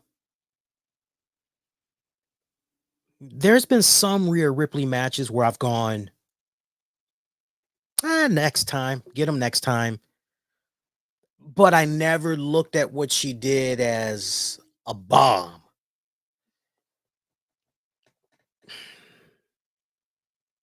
Her and Liv did some nice physical shit in their bout tonight. They did, make no mistake about it. But something was definitely off here. I know some people are going, oh, hopefully she didn't actually get injured because there was one spot that had fans concerned. We'll see how it goes in the next 24 hours, but yeah, yeah. Rest of the card was just mid. Very good Damian Finn match. Solid, if I think he was trying to say solid Bayley Nia match. And a bloodline by numbers main event, albeit with good moments. Enjoyed the random Gunther Goldberg segment in the middle too. Carried hard by its opener, but this was a good enough match to leave me lightly positive overall. Yeah, I think that's going to be the general consensus on this pay-per-view. So let's check out the most critical. Again, the most critical. And right now, I'm seeing 3 out of 10s. We're actually going to check out both of those. Let's first start off with Lion Salt. Quite literally a one-match show. No one will remember that meaningless 2-minute Dwayne return at the end. Did I read that right? Hang on. Yeah, I did. No one will remember that meaningless 2-minute Dwayne return at the end. Says you, Lion Salt, says you. And the worst thing is that he thought that was more deserving of the main event than Punk versus Drew. Let's pause on that. Okay, so we're assuming that Dwayne The Rock Johnson, and I said to Hunter, you know what would be a really good idea instead of that Hell in a Cell match? The heck with the Hell in a Cell match. The heck with Cody and Roman. Would be good is we have me come out at the end. I don't say anything to the crowd. I just come out. I do a stare down. I raise an eyebrow. And then I walk back. All in the span of 2 minutes. Let's make it happen. We can't assume that, man. We can't assume that. Like, seriously. I feel you though. I feel you.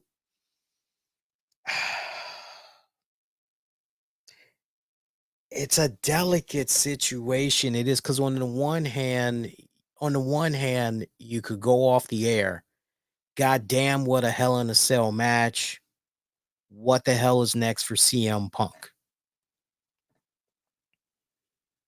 You could definitely go home and what's next for Drew? Like, that's an interesting one right there.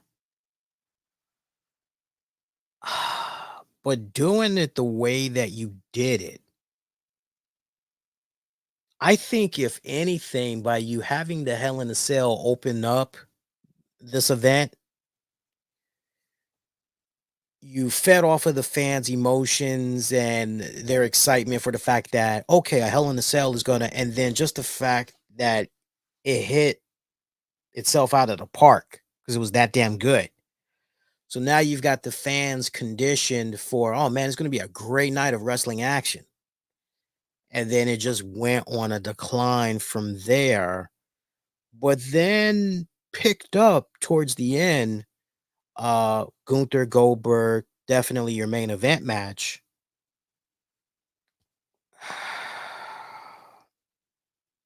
I don't know. That's an interesting one. I think it's in the eye of the watcher. Really, I think it's in the eye of the watcher. All right, let's see what else you say here, Lion Salt. Main event, then Punk Drew, whatever. We had a match of the year contender, two decent at best matches, an absolute mess, and a main event with the classic Bloodline style that we've seen for years. Oh, and let's not forget about the historical announcement of the Crown Jewel Championships that even got Triple H booed. Yeah, yeah. Embarrassing return for Bad Blood. I thank CM Punk and Drew McIntyre for that hell of a match. I think the attendance got at least 25% of their money's worth. Yeah, isn't it interesting? Isn't it interesting because when you think about this whole event named Bad Blood, I mean, without a doubt, the rivalries that they had on paper, yeah, like, okay, yeah, this has been building up for, quite a little bit of time. Like, you had the right matches, minus Sammy and Gunther. You had the right matches that was at play. I'm still arguing Gunther and Sammy should have been on this card, but you had the right matches in play. Maybe they should have done more gimmick matches to kind of surround what was going on there with that Hell in a Cell. Yeah. I mean, it's just kind of something to think about there. Um, but then you probably wouldn't have been able to please everybody because then some people might have complained that every single goddamn match on this card was a gimmick match. So I don't know. I don't know. See what else you say here, Lion Salt. Triple H booed. Embarrassing return for Bad Blood. I thank CM Punk and Drew McIntyre for that hell of a match. Yeah, I think the attendance got at least 25% of their money's worth. Yeah, yeah. There was one more 3 out of 10 I saw. That is from Anoas. Anoas. Could have been worse WWE pay-per-view of the decade if it wasn't for Hell in a Cell saving the card. You know what? I agree. I agree because look where I graded it. I pretty much said what guys? I said you're not getting a B. I said C plus, didn't I? I said C plus. 6.5 out of 10. You take away that Hell in a Cell. I mean, you drop a whole letter grade in my book. You drop a whole fucking letter grade. No doubt. No doubt. Forget about it. Let's see. Could have been the worst pay-per-view of the decade if it wasn't for Hell in a Cell saving the card and Dwayne for real fly out to Atlanta just to stand at the top of the ramp, laughing my ass off. Honestly, hilarious. Well, hang on. Back up a second here. Back up a second here. Back up, back up, back up, back up, back up. CM Punk came out, when he made his return to WWE Survivor Series, he just pretty much stood at the top of the ramp, was just looking at the fans and, touched the floor, clobbering time and just continued to stand there and pay-per-view went off. So come on now. Come on now. If you're going to be that way, in one direction, you got to be that way consistent. And if you are that way consistent, more power to you. But, you can't just act one way towards a particular talent. And then when the same shit is done, different talent, just kind of look to your, yeah, no. Let's see. But yeah, to copy Sheamus, it was failure after failure after failure after failure. Speaking of Sheamus, that would have been damn good on the card. Sheamus versus Pete Dunne. 5-match card, only one good match. Ridiculous. The traditional shitty bloodline tag match and a painfully average Judgment Day match. And holy, that Liv Rhea match might be the worst match of the year. Literally not a memorable spot besides Dom almost dying. Yeah, him dangling by his goddamn foot. I gotta admit, I was kind of concerned because he's a tall guy. You know, it's not like he really be bending like that. Hopefully he's okay. Let's see. And when a male is the highlight of a female title match, that is stupid. Yeah, I feel you on that. Yeah, I mean, is Anoa's telling any lies, y'all? I don't think he's really I don't think he's really I don't think he's lying, y'all. I don't think he's lying. I hate to end it on a Debbie Downer, but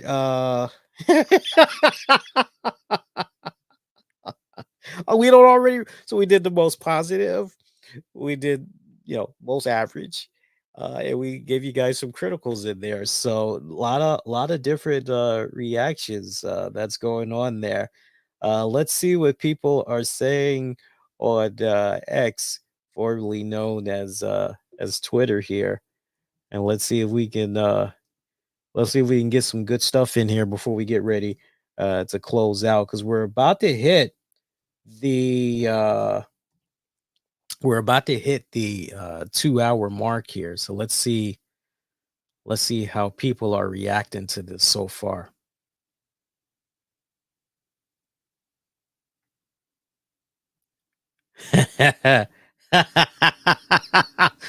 Oh god.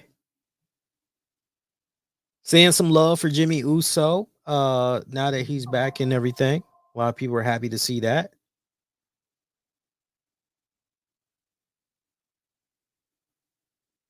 Huh? What the hell?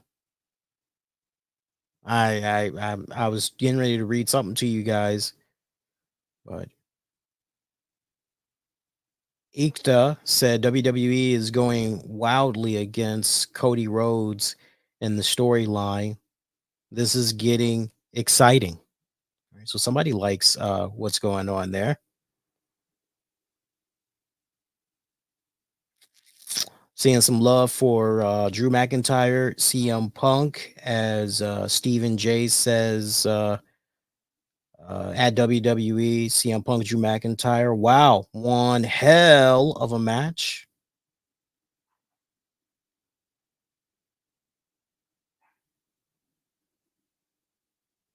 Let's see what else we got here.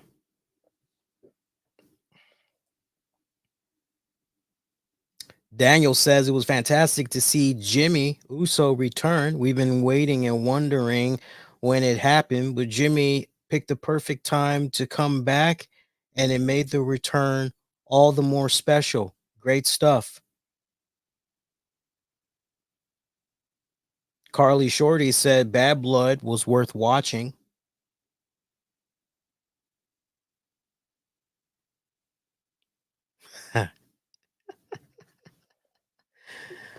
The effing Kale Bar says, not understanding why The Rock is mad. You should have showed your ass up to SmackDown and beat down Cody Rhodes and signed that contract to be Roman Reigns' partner for Bad Blood. There's an interesting twist.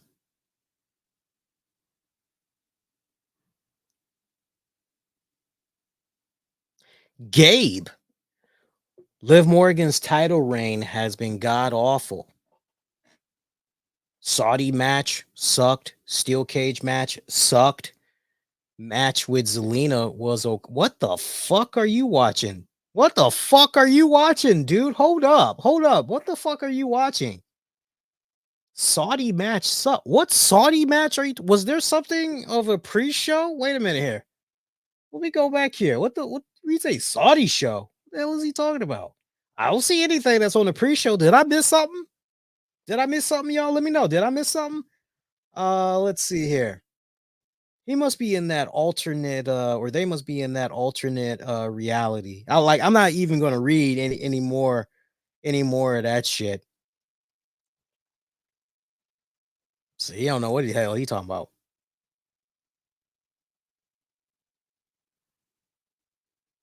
CM Punk versus Drew McIntyre Hell in a Cell was absolutely epic.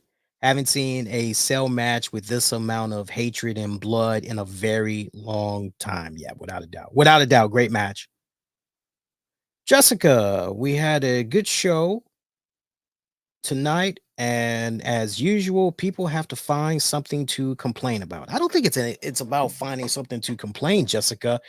I think it's just honestly a case where, as people are watching it in real time, it's just they're going just based off of their actual emotions that they're experiencing in real time. Like, look, not everybody's gonna like the new Joker movie. And as we've seen with the box office numbers so far, yeah, a lot of people don't like the Joker movie. Uh,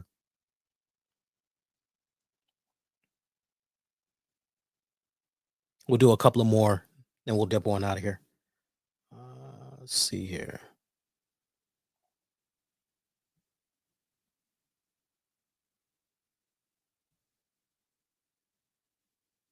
Shout out to Big Young Ultra. CM Punk versus Drew McIntyre, 8 out of 10. Bayley versus Nia Jax, 6 out of 10.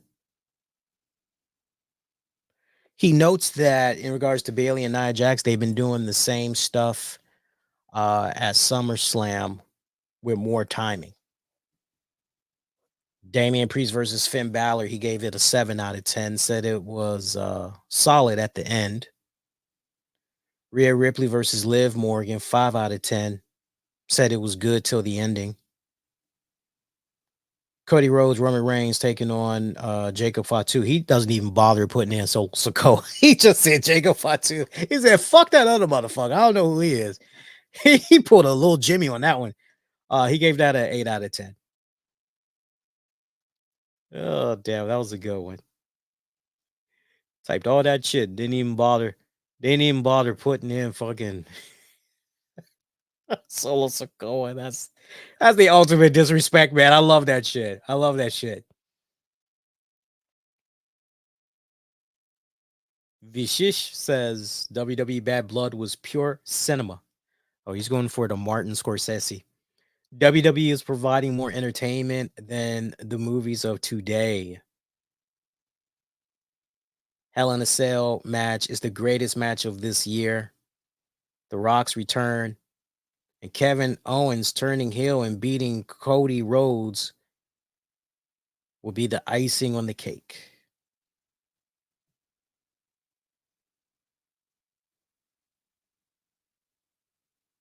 Shout out to my guys over at Russell Ops. I don't know if this is exactly a update, but let's see here. Yeah.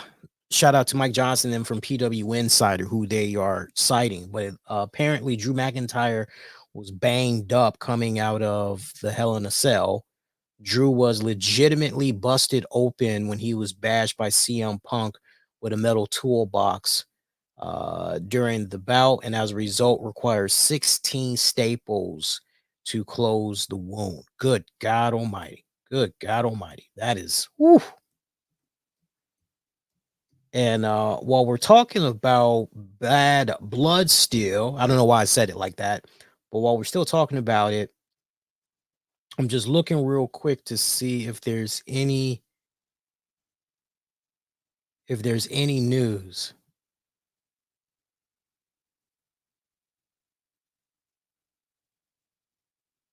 Oh, wow. Interesting development here. Oh, shit. Oh, shit. In front of his Wheatley American vodka truck? Damn. Okay. Okay, so within the past 45 minutes, Kevin Owens, I'm looking at the footage here. I'd show it, but I don't want to get a copyright. Kevin Owens, like legit, and storyline, of course, beat the shit. Seriously, it's storyline, but he beat the shit out of Cody Rhodes after WWE Bad Blood. So it looks like they're talking in front of Cody's tour bus. It looks like a very heated exchange here. Alive, brother. Yeah, it's inaudible. It's inaudible. Kevin puts his finger on Cody's chest. Cody actually backs off, kind of doing a hand gesture like, we're not going to get into this.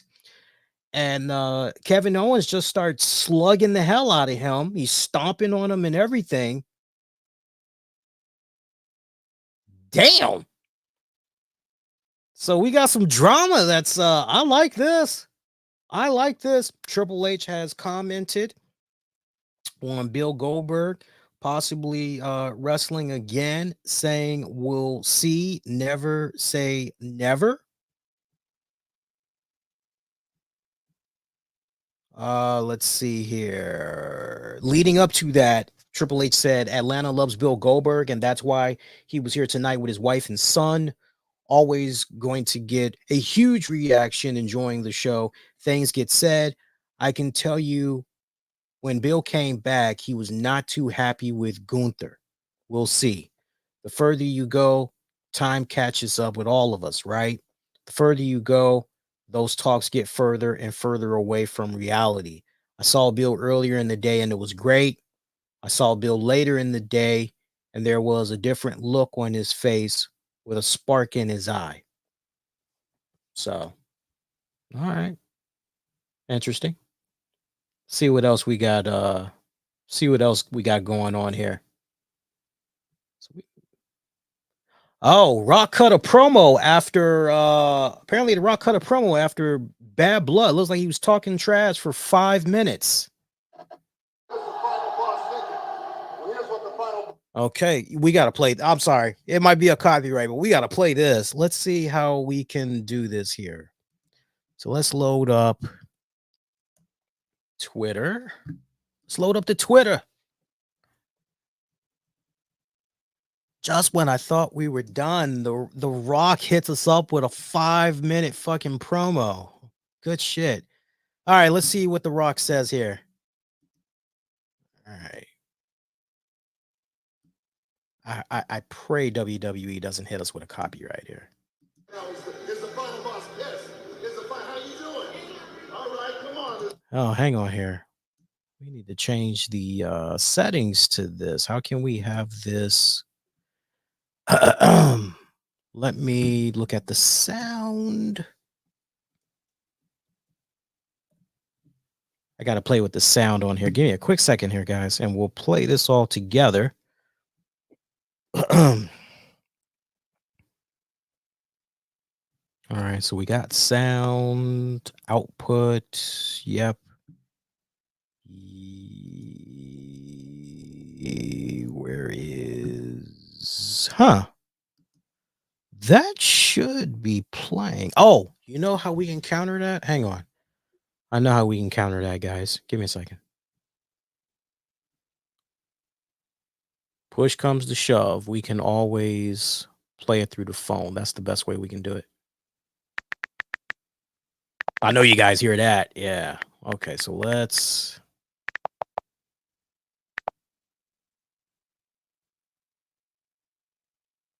Okay, where's the link? Where's the link? There we go. Well, wait a minute. There we go. All right, let's see what we got here, guys. We got the Rock talking shit. Now is the final boss thinking? Well, here's what the final boss is thinking right now. Is the final boss pissed? How you doing? All right, come on. Is the final boss pissed? Is the final boss happy? Is he somewhere down the middle? Well, the final boss says this. The Rock is feeling a lot of things about what he just witnessed. The Rock is feeling a lot of things about what he just witnessed. The final boss, you keep that camera rolling. The final boss is feeling a lot of things. And you know why? Because there's been a bunch of bullshit that's been going the past 6 months. Ain't that right? Yeah. Give me some. Yeah. Come on, man. Yes, sir. All right. You fan of The Rock? I am. Hell yeah, you are. What's up, brother? Rock is out. Thank you. Nice watch. Thank you. If the final boss had a sister, he'd introduce you to her. Now let's go. You want to know how the final boss is feeling about all that? The final boss will tell you. But the final boss will tell you when the final boss is ready for you to know. But here's the thing. What just happened out there, Bad Blood? Man, that was heat. Man, that was fire, man. That was hell. But what's happening right here? This is heaven. Because it's heaven every time the final boss, his music hits. Oh, look at this one right in front of the final boss. Get a shot of him. My guy, right there. Beer and tequila on the rock. Let's do it. Looking at Stone Cold on a WWE production truck. The Rock's hero, one of the Rock's heroes right there. Hard times. I love you. I hate your son. And look at this, Fruity Pebbles. Hey, here we go. Oh shit. He is talking bad trash. There was also a production truck joint with Dusty Rhodes' face on it and another one with Cena on it. It's another one with Cena on it. I like The Rock was saying, we're live. Every time The Rock comes back to the WWE Universe, the Versace comes on, the glasses come on, the People's Champ title bestowed upon The Rock by Muhammad Ali's wife herself. And The Rock becomes the final boss. But what just happened tonight, you felt the electricity. You felt the fire. That place was going crazy tonight before The Rock came out. The final boss music hits. Hit you some mail. Bang. Roof blew off that place. The world will never be the same again. Because right now, The Rock is feeling good. Right now, everybody at home who just witnessed the final boss come out is feeling good. Right now, the world is feeling good. Mana, the final boss. And here we go. This is how good. Damn, he's actually drinking tequila. The final, God damn, that's good shit. The final boss is feeling. Music, the final boss. Here we go. Black Boys, DC Top. It's going to be a party tonight just because that show is up. That's not me. That's The Rock playing that. Got his People's Champ title. He's the final boss. And here's the end of the day. And The Rock, the final boss. Rock, you go give me a copyright. Turn that shit off. Seeing those three in the middle of that ring. You had Jimmy, you had Roman, and you had Cody. Okay, I'm done playing that. Rock gonna hit our asses up with a copyright or the ZZ Top. Well, fuck that. All right. So we get the gist of that, what he's saying. It looks like he goes on for about 2 more minutes. That's good shit. That's good shit. I like that. I like that. Lord have mercy. New Twitter interaction directly at me. This comes from Ricky Martel, who says the following: Bianca deserves to be there, but Jade is so incredibly overrated. I like that she's not even a top 10 female star on this roster. Oh, wait, I'm sorry, I read that wrong. Like, I think she's not even a top 10 female star on this roster. Liv, Rhea, Becky, Flair, Io, Bianca, Stratton, Bianca, Bayley, Nia Jax. All are better in ring and more entertaining. Can even say Chelsea too. Oh, hey man, you're definitely not going to get any argument from me on that one. And Jade is another one of those individuals where, you know, let's not forget she was in WWE system for such a long time before she finally got moved up on the main roster and everything. And just as I was saying everything I was saying earlier in regards to what's her name, Nia Jax, you know, the repetition and, you know, being serious about the craft and all that good stuff. If Jade is really serious, and I know Jade has done many interviews now where she has said CM Punk, Cody Rhodes, there are quite a few people that go out of their way to help her, hone her craft and all that. So as long as she is continuing to be receptive to all of that, I know she's definitely listening to Bianca. As long as she continues to be receptive to all of that input, she's definitely gonna get better in time. I mean, you know, for some people, the development, it comes, you know, for some it's overnight. Like, not everybody can be a Logan Paul. Not everybody's going to be a Sasha Banks, Mercedes Moné, or get down like a Bayley, or even a Bianca. Not everybody's going to be able to get to that kind of level in the ring overnight, you know, but we all definitely need to be real with ourselves and recognizing the fact that Jade has made quite significant improvement since leaving AEW. I mean, you're looking at her stuff from AEW to now, you know, she's a more comparable, level-headed, okay, you can go out there, you can do enough to put on a pretty decent performance and everything. But no pushback from me as far as all the names you just mentioned. Yeah, she's definitely ahead of all of those respected women. She definitely has the look down. We all are in agreement of that. And yeah, you can make an argument that, hey, look, not for nothing, but the look doesn't really mean everything if you can't really string it all together in the ring. And she's still getting there. Her footwork in the ring isn't as center blockish as it used to be, but she is getting there. It'll be interesting to see where she is 2, maybe 3 years from now. Be very interesting to see where she is, as far as improvement goes and all that. Um, she's not being as reckless as she was before. You could almost tell in some of her early matches with WWE that the adrenaline was getting the best of her, and that, okay, like, slow the fuck down because you're about to start hurting your dance partner. Like, slow it down. So her pacing has definitely gotten better in the past several months. I definitely will give her that. So work in progress, man. Work in progress. It's kind of one of those things.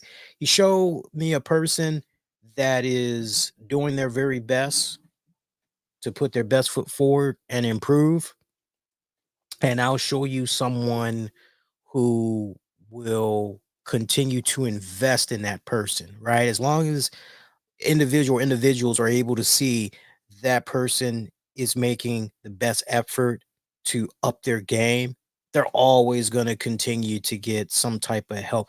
It's just kind of interesting, like, when you really stop and think about it, like, it's the same thing in various countries, but just the United States particularly. When we see somebody trying, we like rallying around that person, trying to help them out as best as possible, right? We like kind of rooting for that underdog. Hey, I see you.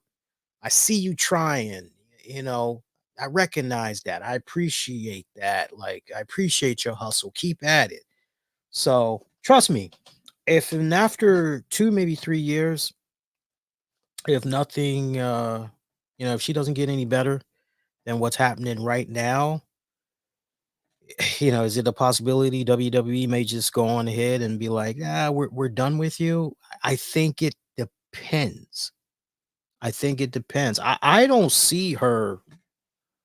She's got to be really fucking up, like, big time, for WWE to go, yeah, no, we're done. Good comment. I like that one. That's kind of one of those comments that really, really make you think and all that. Let me just make sure I'm not missing anything else as far as mentions go. Hang on here. Today's October 4th.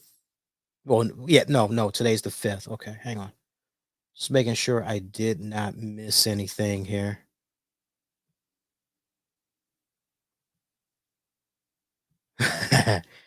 Yeah, it looks like we're caught up. Looks like we're caught up, which is good.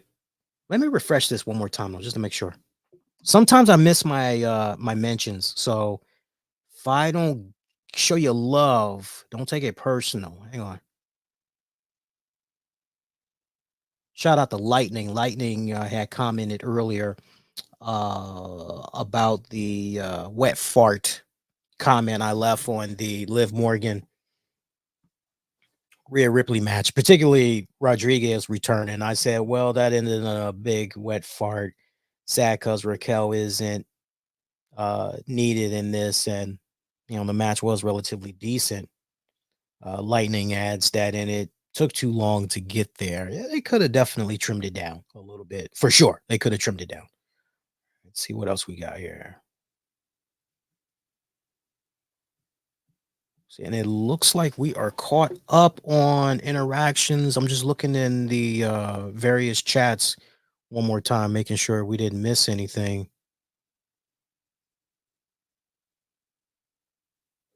Oh, that's interesting. Wait a minute.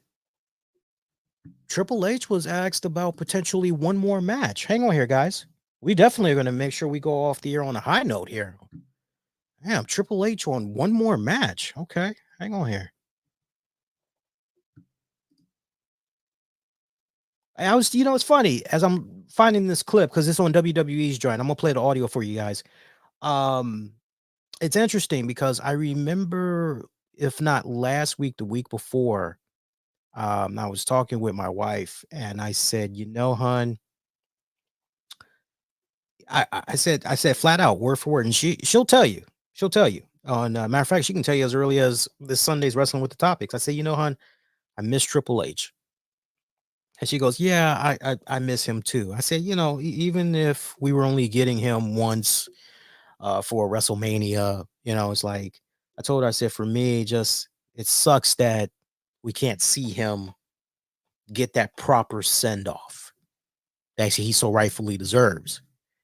And she was like, yeah. She's like, but all things considered, health and all that, like this it's too risky. It's like, yeah. So apparently one more match. Let's listen to this and I'll comment. Hey Paul, Raj Prashad from Uprock Sports. Hey man. I need the audio from the phone. Hang on, because that's better. I don't know why the connection is kind of off.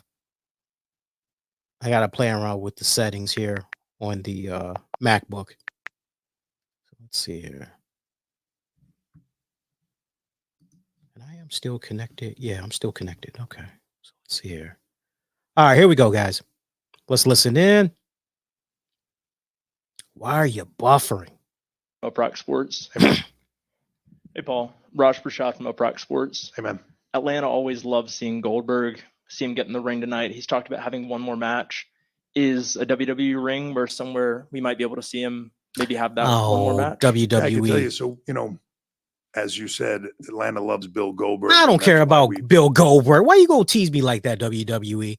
So the way they got this set up, they got the caption "one more match," eyeball emojis, and they use Triple H for the thumbnail. So you're under the impression by looking at it, oh, Triple H, one more match. They're talking about Bill Goldberg. Fuck Bill Goldberg. Fuck Bill Goldberg. Seriously. Oh my God. Let's see here. Okay, we are caught up. A lot of people are loving my comment about when the title, the Saudi Crown Championship, was introduced. A lot of people are feeling my comment about would rather see the return of the Eagle Wing title. Wishful thinking. We'll see. We'll see what happens, man. I know Cody's trying hard.